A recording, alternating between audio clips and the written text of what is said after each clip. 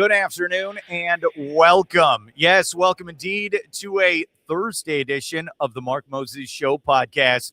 As we're always broadcasting from the Anidjar and Levine Accident Attorney Studios. Take back control of your life. Call them today, 1-800-747-FREE. That's 1-800-747-3733. It's Anidjar and Levine Accident Attorneys. All right, joining me for the first time here in 2026 is the man, the myth, the legend. And it appears he has a T-shirt on of his own name of a football school. I don't get it. He's Tim Walters. Tim, how you doing today? Doing fantastic, Mark. Happy New Year. We've celebrated the birth of Christ. We've celebrated the New Year. And we celebrated my birth on Monday. So there you go. It's been a great couple of weeks. Yeah, happy birthday, buddy. I hope you had a great time on Monday. I absolutely did. And as for the origin of the shirt, Walters is a real high school in Oklahoma, Mark. So I am sporting my Walters High School shirt. It was one of those things that about 2 months ago showed up in my Facebook feed at random. And when I clicked on it to find out if it was real or not, it is. And they also allowed you to customize shirts. So for instance, I chose Walters football. I did it in New York Jets colors.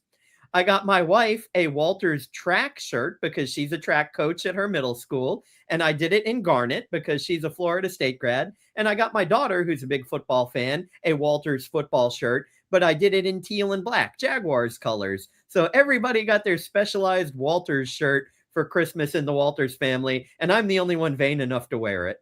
My favorite part of the shirt, and I've known you a long time, I like it says XL on there. You don't wear an XL, all right? I don't wear an XL. Okay, we're not manly enough for the XL, but I like the illusion that it says XL on there. I like that, Tim. I do. So where's my shirt? I need a Walters in navy blue and orange for my Bears. You got to get me one. I don't know. Is there a Moses High School? Maybe we have to go to Jerusalem to find that or something. I don't know.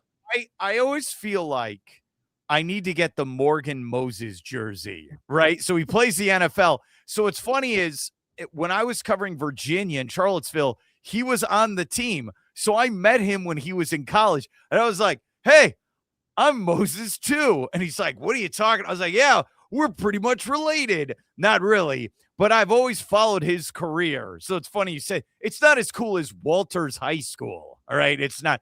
You need to go there one day. You need to show up. I'll contact the police and make sure they know that you're walking around as a full-grown adult.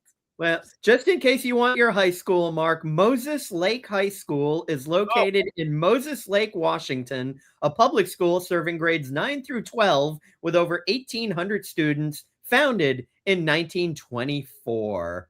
How far is that from here? Like Washington State? That is far, buddy. It is. 3,000 miles or so. I don't know. I'm not great at geography, but I know it's a long way. I can't walk there. Speaking of geography, then we'll get to the actual preview of football games. I just want you to know this. So I looked up, all right, how far is San Francisco from here? And how do I get to San Francisco, which is, we know, the home for the Super Bowl 60 coming up? It is far.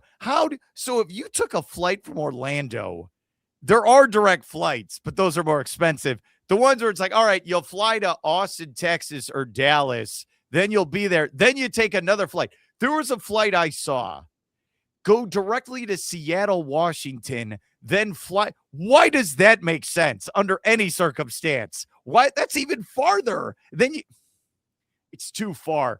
East Coast bias, Mark, thinks all Super Bowls should be east of the Mississippi River. That is my comment on the subject. And what are you looking up now? All right, so Google tells me that from Melbourne, Florida to Santa Clara, where technically the Super Bowl is held, is 2,851 miles. Oh my! I could go to Europe. I'll just go there instead. It's ridiculous. All right, ridiculous. It is. All right, let's talk about the team you cover, the Jacksonville Jaguars. They're in the playoffs. They're going to take on Buffalo. We'll start with the obvious question. How excited are you for this game? 1 o'clock with the kickoff on Sunday. I got to tell you, that was the thing I was most excited about, Mark, is when you're sitting there waiting for them to release the times on Sunday. I didn't want the Saturday night game. I've done that before. That's when they played the Chargers. I think I was working till about 3 or 4 in the morning that day. So I didn't want that. I didn't want the Sunday or Monday night games. So I was hoping and praying for the 1 or the 4:30 games. And when I saw 1 o'clock, if I could have done a cartwheel, Mark, I would have done a cartwheel because I was so happy to get that. To me, that is the best time for a journalist to have a game. I'm also, super excited just that the Jaguars, they get a home game. They were able to take care of business, won 8 games in a row to hold off the Texans, who won 9 games in a row, which is just crazy. And they're playing on Monday night. But, 1-point favorites or 1.5-point favorites are the Buffalo Bills. I think it's going to be a good one. I actually do think the Jaguars are going to win this one at home. I mean, look, they've got the best run defense in the league. James Cook and the Bills have the best run offense in the league. But look at what they did twice to Jonathan Taylor, who is an absolute beast against everybody this season, and the Jaguars were able to hold him in check. Of course, Josh Allen, one of the best quarterbacks in the league, probably the best quarterback in the playoffs. But again, he hasn't necessarily had a great success against the Jaguars. Go back to the Josh Allen versus Josh Allen game, which he's now Josh Hines Allen to be able to differentiate them. But, Josh Hines Allen in that game, I believe he had a strip sack fumble recovery for a touchdown. I believe he might have even had an interception. He had a sack. I mean, he absolutely tormented quarterback Josh Allen. I think it's a good matchup for the Jaguars. Trevor Lawrence is playing, to me, at an MVP type level.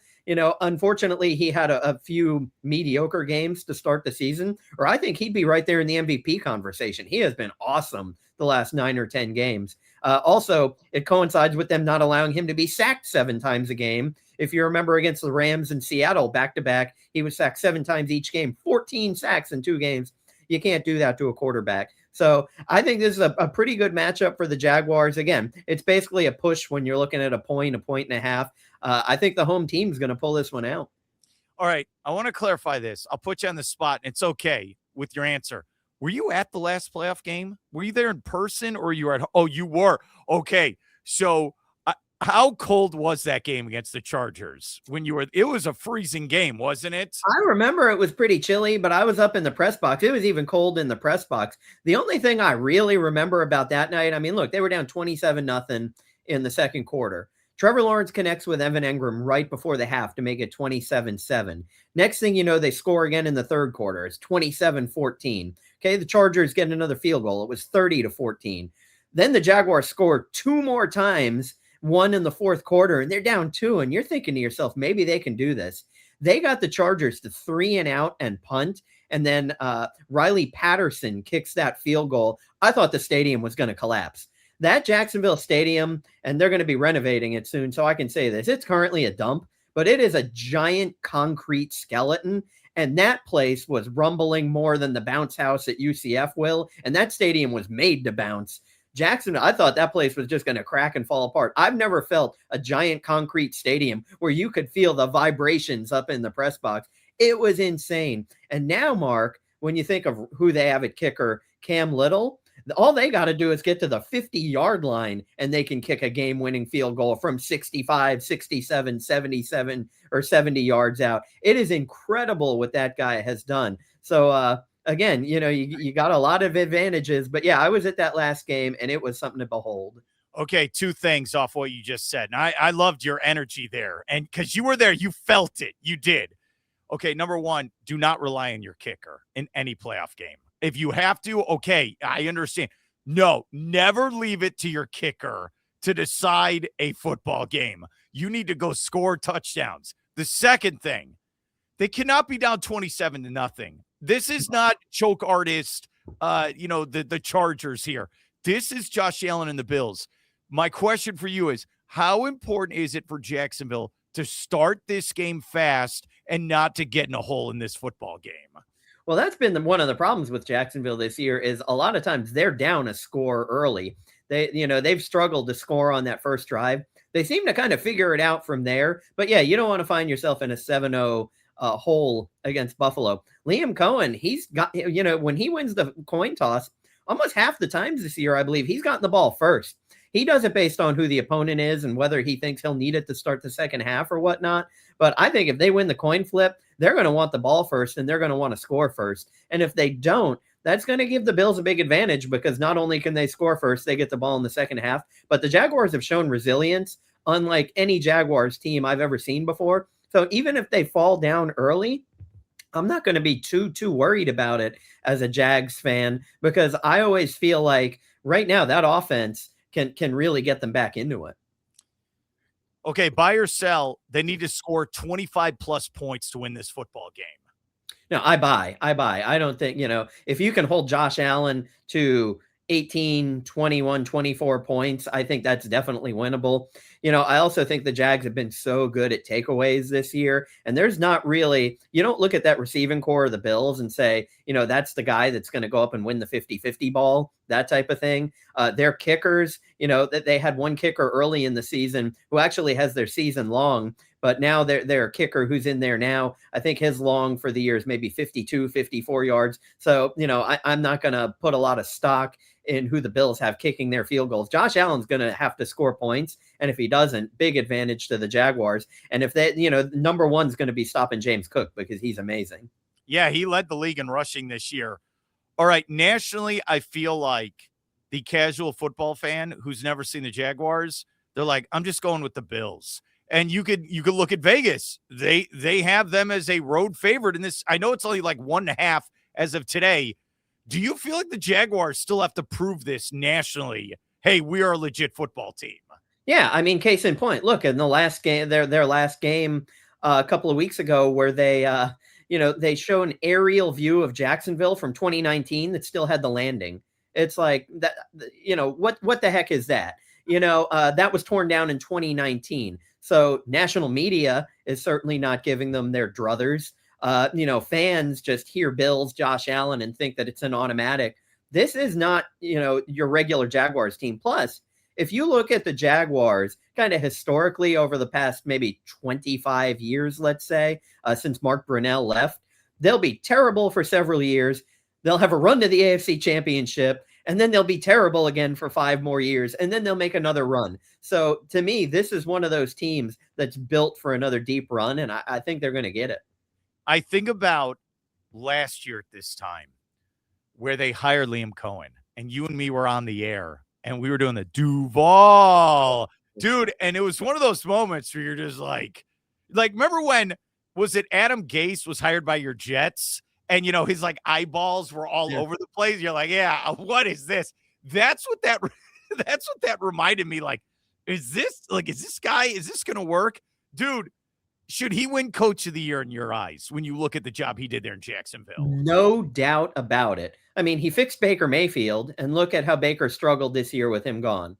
He fixed Trevor Lawrence. Look at how good he's been the last 10 weeks or so. You go from 4-13 to 13-4. And you also have to look, okay, who's he competing against for coach of the year? Mike Vrabel, which the New England team, they had the largest turnaround in the Super Bowl era, going from 3-14 to 14-3, an 11-game turnaround. The Jaguars had a 9-game turnaround, tied for the third largest in the Super Bowl era. But why do I think that Cohen would deserve it over Vrabel? Well, last year, the Patriots were 3-14 with a rookie quarterback, and they were kind of in a rebuilding stage. So Vrabel had a nice base to come into, and you know that New England is a competent franchise based on the last 25 years. Another competitor you could look at, Mike McDonald, what he's done there in Seattle has been really amazing this year. But again, Pete Carroll just left. You're taking over a competent franchise, and Sam Darnold, who was great last year, comes over, and he's great this year. Cohen came into a dumpster fire, and he has fixed this thing, and not just because of Trevor Lawrence, not just because of the defense, who is second in the league in takeaways, but also look at the offensive line. Here's a stat for you. The offensive line starters for the Jaguars played the first 5 games together, and since then, they've had 10 different guys and lineups rotating in and out because they've always got somebody on that offensive line hurt. And again, like I said, Trevor got just absolutely demolished 2 games in a row, and then they go into their bye week. And since they've come out of that, they've only lost 1 game. That 1 game was to Houston, where they gave up a 19-point fourth quarter lead. They never should have lost that. And then when you look at two of their other losses, for instance, against the Bengals this year, where you're playing a backup in Jake Browning, who comes back to beat them late. I mean, really, this team could have easily been 15-2 because the only two games where they weren't competitive were the Rams and the Seahawks. And they are such a different and better team since then. So I think everything Liam Cohen has done, I won't say a runaway Coach of the Year winner, but I think he deserves it over Vrabel and McDonald. The other two I'd say is, and I don't think he's getting enough credit. He is also a former offense coordinator of the Bucs. Canales there in Carolina. Dude, I still don't believe in Bryce Young as a great NFL quarterback, and he somehow won that division. Now, I know you needed like 75 different tiebreakers, and no one had a winning record, but he got him in the playoffs. And look, they're a 10-point dog at home against the Rams. They beat the Rams there in Charlotte earlier in the year. And the other one, you know what I'm going to say, is Ben Johnson. Dude, okay, the opposite of the NFC South. Everyone in the NFC North, I think this is the first time this happened in a division in like 100 years or so, where it's like from the 1933. Last place won 9 games. 9 games. So three teams. So it was 9-7-1, 9-8, 9-8. The Bears won at 11-6. What? The Bears, just like the Jaguars, last 4 years, double-digit losses every single year. He shows up, they get to the playoffs. It is wild, dude. All right, I got a trivia question for you. You ready for this? Mm-hmm. All right.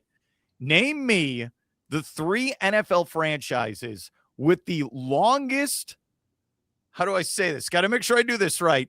Without a playoff win, the longest drought to not win a playoff game. What are the 3, and can you do them in order? I know number 1 is the Miami Dolphins. Their last win was December of 2000. So it's been more than 25 years for the Dolphins. Let's see. I believe the Oakland Raiders might be next. Is that correct? They haven't won one since their Super Bowl run in 2002. Yes. And then let's see. Is it the Bears? Are the Bears third? Look at that. TW Walters. Yeah. 2010 season. But I think the Jets is also the 2010 season, unless I'm missing something. But they went deeper. So they got you beat by about a week or two. Both of them went to the championship Sunday. Look, they're both dumpster fires. They are, dude. The Dolphins is the worst. And I'll just say this about the Dolphins. So they were showing that game on Sunday against New England. And by that fourth quarter, I'm like, turn this garbage off. Put on a real game. What are we doing? Enough already. The Dolphins need to fire Mike McDaniel and go get John Harbaugh. Or literally pay him what he wants. Go get a real coach. That's what they need to do. Well, look, here's what our reporters down at the Palm Beach Post who cover the Dolphins were hearing. I believe there's 7 coach openings right now, right? Yeah. Ron Harbaugh's heard from 9 teams. So that means 2 teams who haven't fired their coaches. And I believe the Dolphins are probably one of those 2. And if I was to guess, because Aaron Glenn, I don't know how he's clinging on there in New York, but I think New York, the Jets, are one of the other teams who haven't fired a coach who are inquiring. If I'm John Harbaugh, there's no way I'm touching the Miami Dolphins.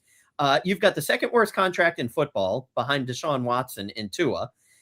If you cut him even next year, I believe the cap hits like $90 million or something absolutely stupid like that. You're in cap hell down there in Miami. So I am not touching that job. I am not going anywhere near that. The Raiders are another one. I don't want to go take that job because, yes, you have Brock Bowers and Ashton Genty, but you don't have a quarterback. So why am I even looking there? If I'm pick, but they got the first pick. They're going to get Fernando. Come on. Yeah. I hear the Jets are trying to put together a package to get Fernando Mendoza too. So his stock is certainly rising. He's a guy that I think he's a great, game manager. I see more of an Alex Smith type out of Fernando Mendoza than I do, kind of like, more of a downfield kind of, big arm quarterback. Your Justin Herbert, Josh Allen. I don't see him in that same vein. So, maybe I would take the Raiders over the Dolphins because you're right. They do have more to work with. A lot of people said Ashton Genty had a disappointing rookie year, But again, you're playing on a terrible team. He still tallied over 1,300 total yards, including nearly 1,000 yards rushing. He's barely my size, and he's getting absolutely murdered because their offensive line was awful. So, with him and Bowers, maybe you look at that in the number one pick. It's definitely better than the Dolphins. But I mean, the Falcons seems like it could be a pretty good job. But you might be able to put some things together there. There are definitely some other better openings. But to me, the Dolphins, if they're not the worst, they're one of the worst. And I don't know who they're going to get. So that may be why you keep Mike McDaniel. If they called you up and said, we're going to give you like that John Gruden Raiders deal, 10 years, $100 million, you will become the coach of the Dolphins. Okay. I will take that job. All right. Here's what I'm going to do. I'm going to let you go.